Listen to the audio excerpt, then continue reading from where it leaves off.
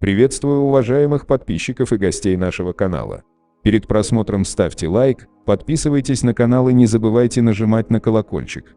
Джинчирадзе Звяди Гуманиевич, известный в криминальном мире по прозвищу Горилла, родился 26 мая 1973 года в Кутаиси.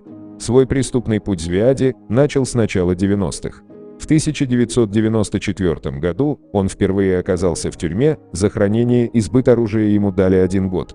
Однако отбывал свое наказание Джинчирадзе уже в качестве вора в законе, поскольку коронован был в 1992 году. Отмотав свое небольшое наказание от звонка до звонка, Горилла решает покинуть Грузию и перебраться в Москву. Он быстро сошелся с местными криминальными авторитетами, что позволило ему обосноваться на новой территории, держа в страхе коммерсантов, которые находились на отведенной ему территории. Пристальное внимание со стороны правоохранительных органов за Гориллой началось с 1999 года. К тому моменту он имел влияние не только в Москве, но и в Санкт-Петербурге, где им была организована преступная банда, которая занималась кражами и торговлей краденого антиквариата.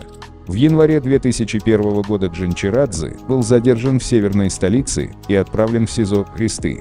Однако оказался он там не из-за краж, а по подозрению в устранении торговца из Азербайджана.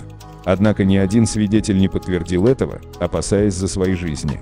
Максимум, что обвинение смогло добиться, так это 1,5 года тюрьмы за хранение наркотических средств.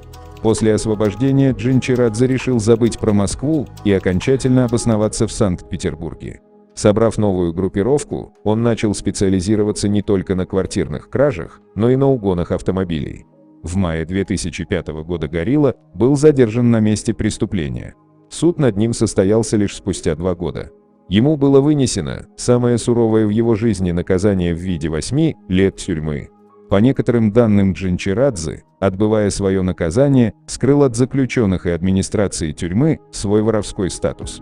Безусловно, в воровском мире такое поведение, мягко говоря, не приветствуется. Возможно, это и стало причиной того, что он не смог дожить до своего освобождения. Его не стало 31 августа 2009 года в тюрьме в Красноярском крае.